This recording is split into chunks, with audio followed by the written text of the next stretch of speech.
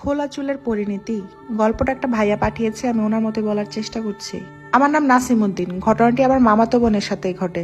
ঘটনাটা প্রায় আজ থেকে 12 বছর আগের। আমার আম্মুরা 3 ভাই 2 বোন। আমার খালার বাসা নবাবগঞ্জ থানার কোনো এক গ্রামে।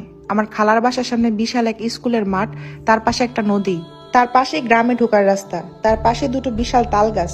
আমার খালার বাসার পাশে একটা পারিবারিক কবরস্থান। ছোটবেলা থেকে আমার মামাতো বোন আমাদের বাসায় থাকতো। একদিন আমার খালাতো বোন সহ সবাই গেলাম ওই খালার বাড়িতে।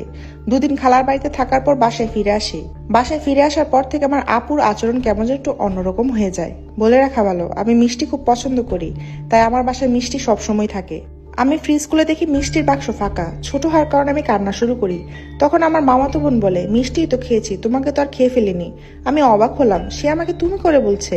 ও কখন আমাকে তুমি করে কথা বলে না। আর আপু মিষ্টি একবারই পছন্দ করে না, আর ওই মেয়ে পুরো মিষ্টির বাক্স খেয়ে ফেলেছে। এরপর আব্বু পুরো 2 দিন মিষ্টি আনেনি বাসায়।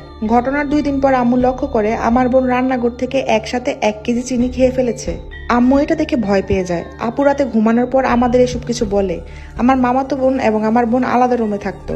আমি আমার বোনকে ছোট আপু আর মামাতো বোনকে বড় আপু বলে ডাকতাম। সেদিন রাতে বড় আপু হঠাৎ চিৎকার দিয়ে ওঠে। বড় আপুর চিৎকার শুনে আমরা সবাই তার রুমে যাই।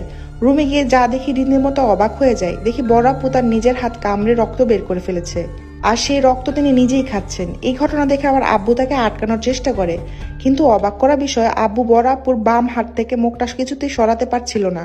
বড় আপু তার ডান হাত দিয়ে আপুকে আটকাচ্ছিল। আমরা সবাই বুঝতে পারি এটা অন্য কিছুর কাজ, তাই আব্বু পাশের মসজিদ থেকে হুজুরকে ডেকে নিয়ে আসেন। তিনি বড় আপুর শরীরে জিন বর করান। তিনি সালাম দিয়ে জানতে চান, কি চান আপনি, কেন ছোট মেয়েটাকে কষ্ট দিচ্ছেন।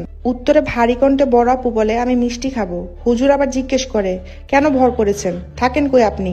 উত্তরে বড় আপু বলে, আমি মিষ্টি খাবো। হুজুর যতবারই প্রশ্ন করেছে বড় আপু একটাই উত্তর, আমি মিষ্টি খাবো। বারবার প্রশ্ন করার পরও বড় আপুর একটাই উত্তর, আমি মিষ্টি খাবো। তারপর বাধ্য হয়ে ইমাম সাহেব বললেন, যদি মিষ্টি দেই তাহলে সব বলবেন তো। বড় আপু ভারী কণ্ঠে বলে, হ্যাঁ। রাত তখন 2টা বাজে, দোকানপাট সবকিছু বন্ধ। তবে আমার এক বড় ভাইয়ের মিষ্টির কারিগর।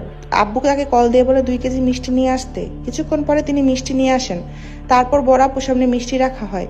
বড় আপু একটা হাসি দেয়। আমরা সবকিছু বোঝার আগে 5 থেকে 7 মিনিটের মধ্যে তিনি 2 কেজি মিষ্টি খেয়ে ফেলেন। আমরা সবাই রীতিমতো অবাক হচ্ছি, কিভাবে সম্ভব। তারপর ইমাম সাহেব তাকে প্রশ্ন করলেন, কই থেকে আসছেন আপনি। উত্তরে বড় আপু বলে, কিছুদিন আগে এমে আমার সামনে চুল ছেড়ে দিয়ে আসছিল।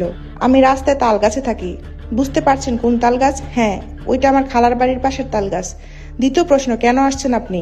উত্তরে বড় আপু বলে, আমার এই মেয়েকে পছন্দ হয়েছে, তাই ওর সাথে এসেছি। ইমাম সাহেব চেষ্টা করছিলেন কিভাবে জিনকে তাড়ানো যায়। এক পর্যায়ে জিনটি আরো 3 কেজি মিষ্টি চেয়ে বসে। আব্বুও রাজি হয়ে যায়। তারপর জিনটি পাশের একটা আম গাছের বড় ডাল ভেঙে চলে যায়। ঘটনাটা এখানে শেষ হয়নি। বড়